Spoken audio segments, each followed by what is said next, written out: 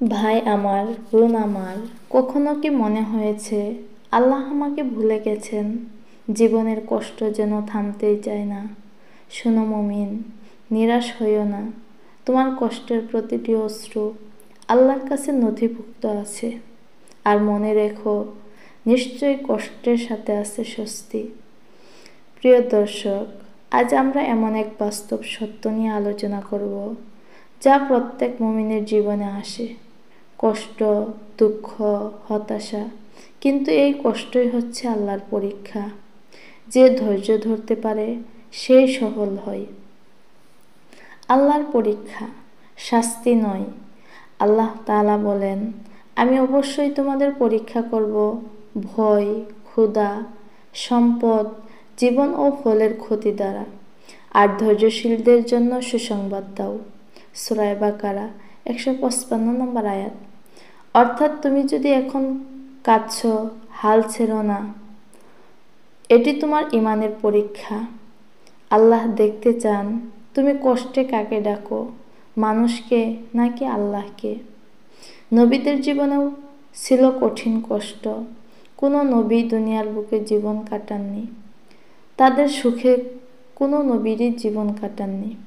হযরত আইয়ুব আলাইহিসসালাম 18 বছর রোগে ভুগেছিলেন। সবাই ছেড়ে গিয়েছিল, কিন্তু তিনি শুধু বলেছিলেন, হে আল্লাহ, আপনি তো পরম দয়ালু। তারপর আল্লাহ তাকে সুস্থতা ও দ্বিগুণ নিয়ামত দান করেছেন। হযরত ইউসুফ আলাইহিসসালাম ভাইদের দ্বারা কূপে ফেলা হলেন, দাস হিসেবে বিক্রি হলেন, জেলে গেলেন, কিন্তু ধৈর্য ধরলেন। শেষে আল্লাহ তাআলা তাকে রাজ্য দান করলেন। জীবনের শুরু থেকে শেষ পর্যন্ত হযরত মুহাম্মদ মুস্তাফা সাল্লাল্লাহু আলাইহি ওয়াসাল্লাম কষ্টের মধ্যেই ছিলেন। তবুও তিনি কখনো নিরাশ হননি, বরং বলেছিলেন, মুমিনের অবস্থাই আশ্চর্যজনক। কষ্ট আসলে ধৈর্য ধরে আর সুখে আল্লাহকে শুকরিয়া জানায়। উভয় অবস্থাতেই সে লাভবান। সহিহ মুসলিম। ধৈর্যের প্রতিদান। আল্লাহ তাআলা বলেন, ধৈর্যশীলদের প্রতিদান সীমাহীনভাবে দেওয়া হবে। সূরা আজ-জুমার। তুমি হয়তো এখন একা, কষ্টে, বেকার বা রোগে ভুগছ, কিন্তু যদি শুধু বলো, আল্লাহ, আমি আপনার উপর ভরসা রাখি, তাহলে একদিন আল্লাহ এমনভাবে দরজা খুলে দেবেন যেভাবে তুমি কল্পনাও করোনি। হতাশা হারাম, আশা রাখা ঈমানের অংশ। আল্লাহ তাআলা বলেন, আল্লাহর রহমত থেকে কেবল কাফিররাই নিরাশ হয়। হে মুমিন, যতই অন্ধকার হোক, সূর্য একদিন উঠবেই। আজ তুমি যদি আল্লাহর দরজায় ফিরে আসো, তাহলে তিনিও তোমাকে নিজের রহমতে ঢেকে নেবেন। কষ্টের মুহূর্তে করণীয় আমলসমূহ।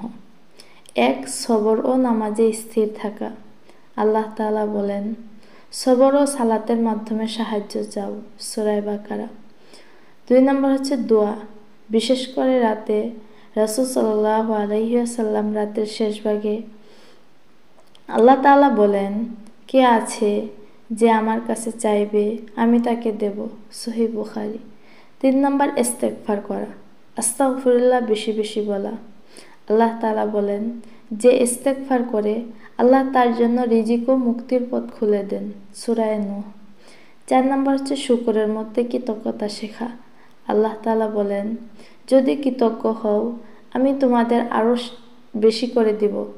সূরা ইব্রাহিম। বাস্তব জীবনের উদাহরণ। হযরত ওমর রাদিয়াল্লাহু তাআলা আনহু বলেছেন, কষ্টে আমি 3টি জিনিসে আনন্দ পাই। 1. কষ্টটা আল্লাহর পক্ষ থেকে এসেছে। 2. তিনি আরো বড় কষ্ট দেননি। 3. এর মাধ্যমে আমার গুনাহ মাফ হবে। এই ভাবনা যদি তোমার মনে আসে, তাহলে তুমি কষ্টেও শান্তি পাবে। হে মুমিন, মনে রেখো, তোমার চোখের জল কখনো বৃথা যায় না। আল্লাহ তোমার প্রতিটি অশ্রু দেখেন, প্রতিটি দুঃখ জানেন। আজ হয়তো মনে হচ্ছে সব শেষ, কিন্তু আগামীকাল হয়তো তোমার জন্য আল্লাহ এমন দরজা খুলবেন যা তুমি কল্পনাও করোনি। তুমি যদি আল্লাহর উপর ভরসা রাখো, তাহলে আল্লাহ কখনো তোমাকে হতাশ করবেন না। হে আল্লাহ, আমাদের কষ্টগুলো সহজ করে দিন, আমাদের ধৈর্য দিন, তৌফিক দিন, আমাদের মনকে শান্তি দিন, ঈমানকে শক্ত করুন এবং আমাদের কষ্টকে জান্নাতের